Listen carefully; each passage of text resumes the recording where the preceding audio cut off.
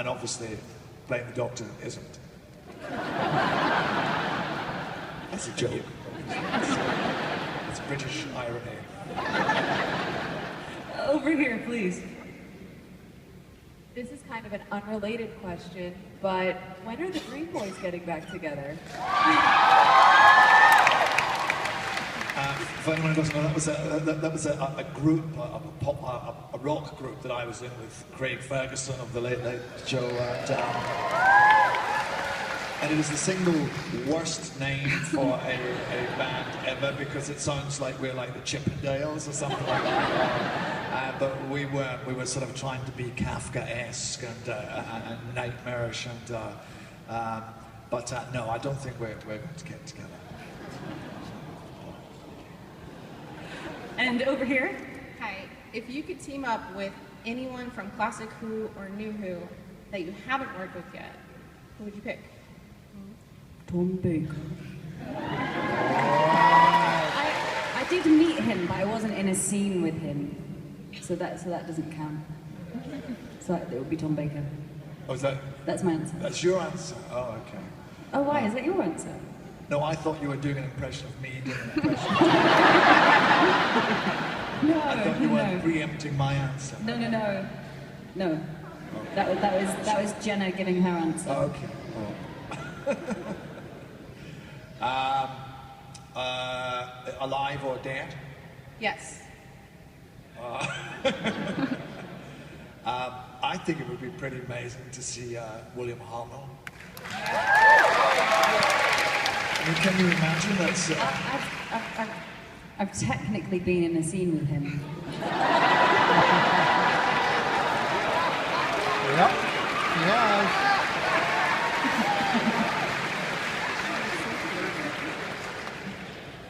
Technically, yeah. Well, digitally.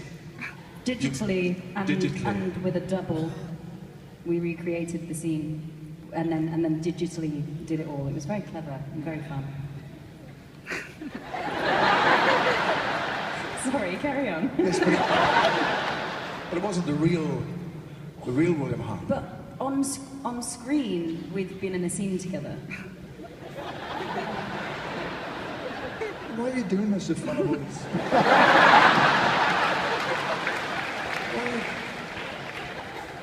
Come on, it's such a good trump card. I can't help it. Bring me down all the time. Well, the real William Hartnell, I'd like to. I've actually got. We don't have any cameras here, do we? Oh no, we don't have a video camera.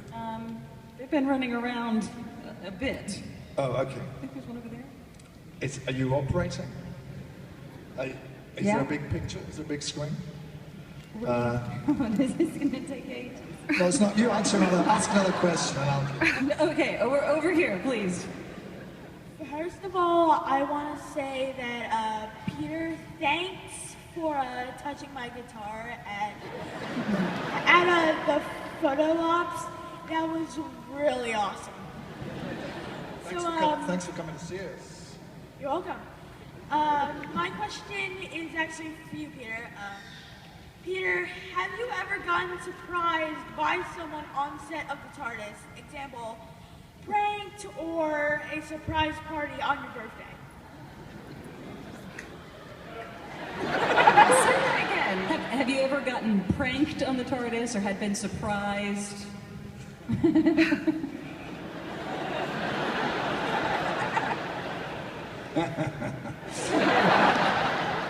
No, we don't really do very many pranks. Because as you can see, we're very serious, committed, grave actors. There was one rather, slightly in bad taste, I think, prank that was played by Jenna, which was when we were talking about, there was a time before she left when Jenna was talking about leaving, and I used to suggest to make her more uncomfortable, I would mention actresses who might replace her. It's Peter's favourite joke, to tease me mercifully, or go, bring back Billie Piper. That's right. She's great. Karen, they're fantastic. All of them are absolutely amazing. But I did actually. There was an actress who hadn't played a companion who I suggested should be the new companion. And one day we were filming a scene, and they were filming my. So I'm not being rude here. This looks like I'm really bored. I'm like, yeah, whatever. I was doing this scene, and it was rather emotional, and I was doing all my lines, and I turned around to deliver my lines to Jenna, and she was wearing a mask of the said actress.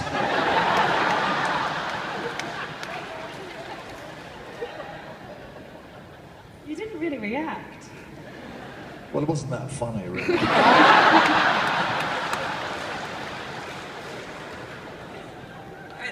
I see shadows over here. Is there one over here? I see shadows. Hello. Hi. What is your most two favorite lines being the doctor? My two most favorite lines? Yeah.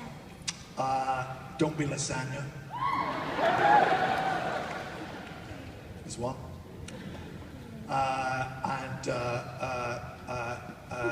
like. Do you remember that one? Do you remember that one? Actually, it's my time. There's that one where you kept laughing at yourself. Was it the one that was like, that's how we roll? In the Zygon episode, and you got so overexcited to do it that you then couldn't do it without laughing. Yeah, I was going to go and destroy all the Zygons. And then we go do this, we go do this, we go do this. That's how we roll. That's how. I like saying I am the doctor. It's a video time. Where? No, I'm looking for your camera. Is that it? Is it? You're not attached. Okay, that's quite far. I'm going to show you a picture. Are you going to zoom in? I don't think this is going to work. You can see.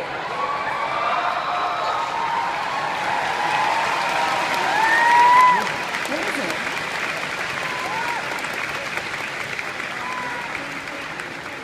See that? Oh. That's me and David Bradley as William Hartnell. And that was before I was cast as Doctor Who. That's Mark Gator said to me, "Do you want to come to the studio and see something interesting?" And I went, and they were filming an adventure in time and space.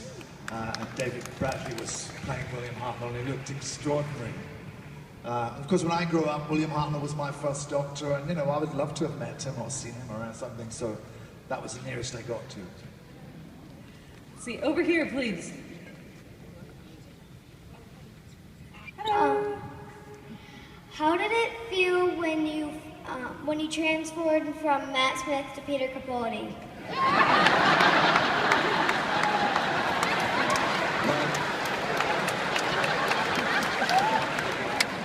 I've actually always been Peter Capaldi.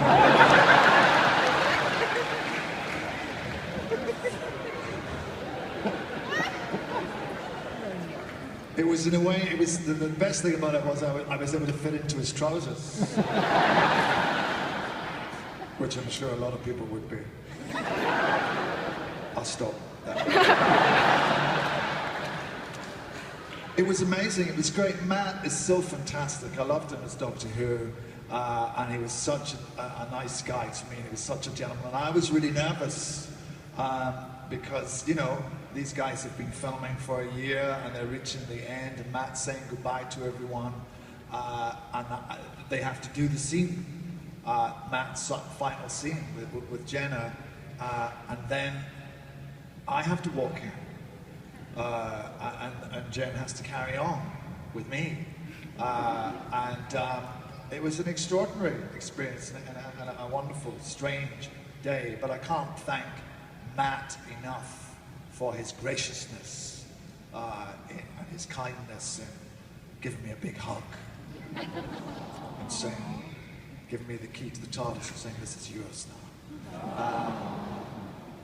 Jenna was quite spiky, distant buttocks.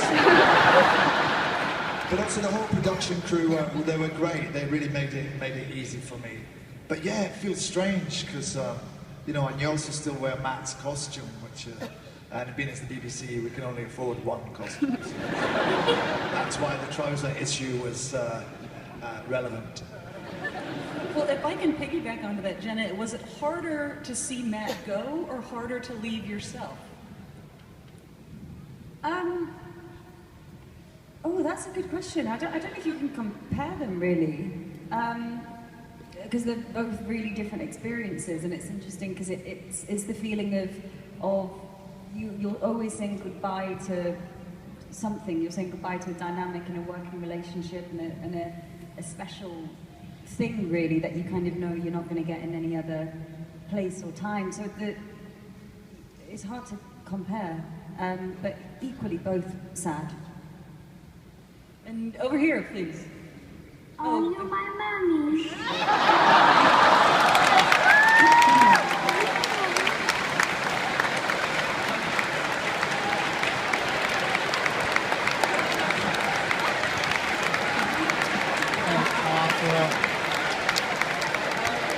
Get that kid's name. Get him out of here.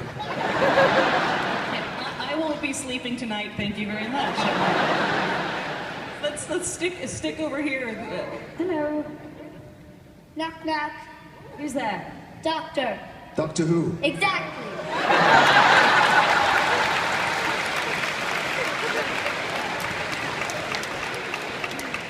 Oh, we have one right here, please.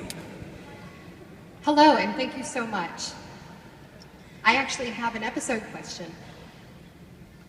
So I know that you had an episode where you had a deaf actor, and first of all, I wanted to thank you all very much for that, because so often we find that deaf performers are replaced with hearing performers in Hollywood and movies and things like that. So this is fantastic. Thank you so much to have real representation. And what I want to know, and what I want to know then, thank you again, is I want to know about your experience of working with a deaf performer on your show, and if you would be willing to use deaf characters in future episodes, and let me know how that was. Thank you so much.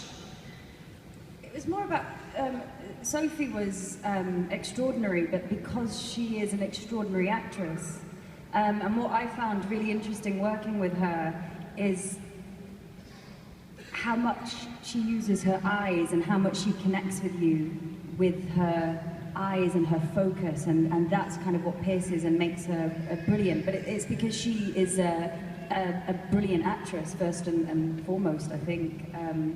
So it was wonderful to work with her.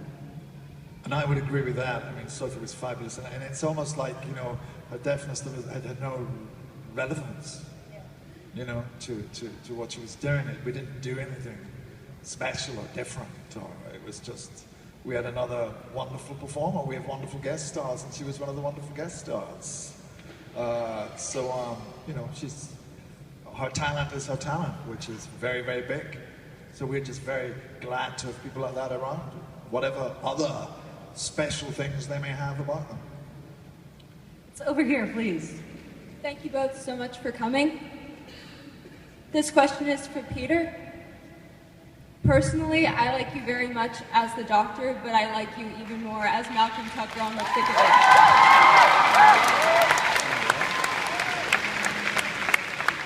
My question for you, Peter, is when you were portraying that character, were there ever moments when you were just amazed at the filth that was coming out of your mouth?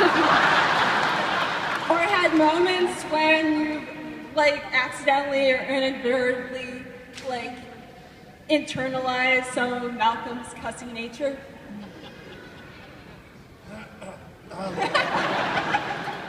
Well, now that I'm in a family show, I'm not sure we're in the right venue for me to go into detail about the controlling of Malcolm's cussiness.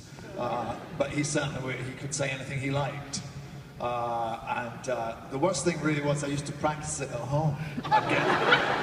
you know, I'd get the lines and I'd walk, and I still do. I work in the kitchen. I always end up doing learning the same with Doctor Who. I learn my lines in the kitchen, so I'd pace up and down the kitchen learning his lines, getting louder and louder and louder and more rude. And I'm sure the neighbours must have got really upset. But the worst thing was if my family, I'd build myself into a state of absolutely horrendous Malcolm cruelty and evilness and nastiness, and someone would call downstairs and say, "Have you seen the remote control?" I'd be like, "Ah!" So we had to put Malcolm in a box, and we don't really, not a blue box. Or did we? Over here. Over here. This question is about the episode Heaven Sent. Peter, I heard you in an interview, and you said you and Rachel Talalay, the director, had some creative differences. So I wonder if you can talk a little bit about your conversations and how you did that episode. I'm kind of surprised you say that, because Rachel, we don't have differences, Rachel and I. Well, perhaps we may. I think Rachel's a fabulous director. Absolutely.